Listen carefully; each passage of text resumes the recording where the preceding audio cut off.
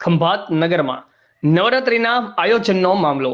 આયોજકને મેદાને ભાડે આપ્યા બાદ પરત લઈ લેવાતા વિવાદ ઘેરાયો. એક બાજુ પાલિકાએ મેદાન માટે હરાજી કરવાની જાહેરાત આપી, બીજી બાજુ અત્યાર સુધી કોઈએ ફોર્મ ન ભરતા ગરબા થશે કે કેમ તે પ્રશ્ન ઘેરાયો. ખેલૈયાઓએ મામલતદારને આવેદનપત્ર આપી ગરબાના આયોજન માટે કરી માંગ.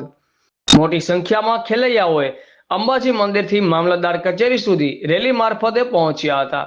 જોકે છેલ્લા 2 વર્ષથી ગરબાનું આયોજન કરતા વિશ્વેશ્વરા ગ્રુપે જણાવ્યું કે હવે માતાજી જે નક્કી કરે તે ખરું.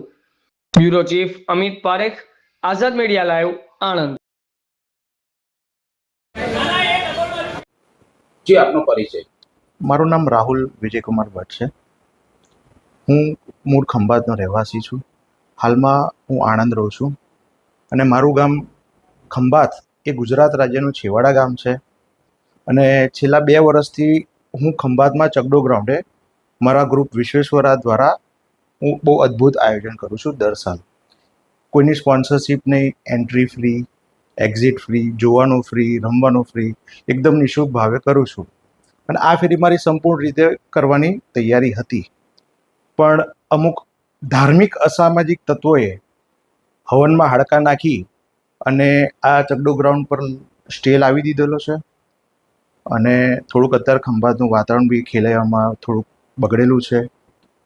સો માતાજી જાણે શું થશે કે નહીં થાય, કારણ કે હવે મારી જો સમય બી ઘણો ઓછો છે. 3 તારીખે નવરાત્રિ સ્ટાર્ટ થશે અને લગભગ આજે 24 તારીખ બી થઈ ગઈ છે. સમય બી ઓછો છે અને હજુ પણ સત્તાધીશો તરફથી મને કોઈ પણ જાતની હજુ પરવાનગી આપવામાં આવી નથી. અને કંઈક જાણવા મને પેપર જાણવા મળેલું છે કે ભાઈ ગ્રાઉન્ડ હરાજીમાં મુકાયું છે. તો આપના માધ્યમથી એટલું કહેવા માંગીશ કે હું હરાજીમાં ભાગ લઈશ નહીં. બાકી માતાજી જે કરે એ ઠીક છે. આ પ્રકારે વિઘ્નો આવવાનું કારણ તો અમને એવું જાણવા મળેલું છે કે ભાઈ જે અરજદાર જે છે ને એનું કહેવું એવું છે, જેને ગ્રાઉન્ડ એપ્લાય કર્યું છે, નવરાત્રિ પ્રશ્ન બી કરી છે કે ભાઈ મારે નગરપાલિકા જોડે પર્સનલી વાંધો છે, મારે તમારી જોડે કોઈ વાંધો નથી. અને જે અરજદાર જે છે ને એ હિન્દુ સંગઠનમાં કંઈક હિન્દુ સંગઠન જે બધું ચાલી રહ્યું છે અહીં ખંભાતમાં, એ કંઈક પોતાના હોદ્દા બી ધરાવે છે અને પોતે એક હિન્દુ પ્રતિનિધિ તરીકે બી જણાય છે. તો આપના માધ્યમથી એને એવું પૂછવા માંગીશ કે ભાઈ આ નવરાત્રિ જે છે શું આ હિન્દુનો તહેવાર નથી? હાલમાં એની અમુક થોડીક એના કારણે આજે આખું ખંભાતને બાનમાં લીધેલું છે અને રોષે ભરાયેલું છે.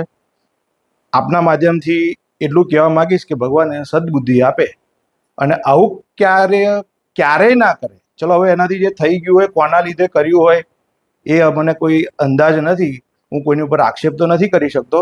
બટ નગરપાલિકાના સત્તાધીશોની અંદરના ઝઘડાના કારણે આજે ખંભાતને આજે આ દિવસ જોવાનો વારો પડી રહ્યો છે.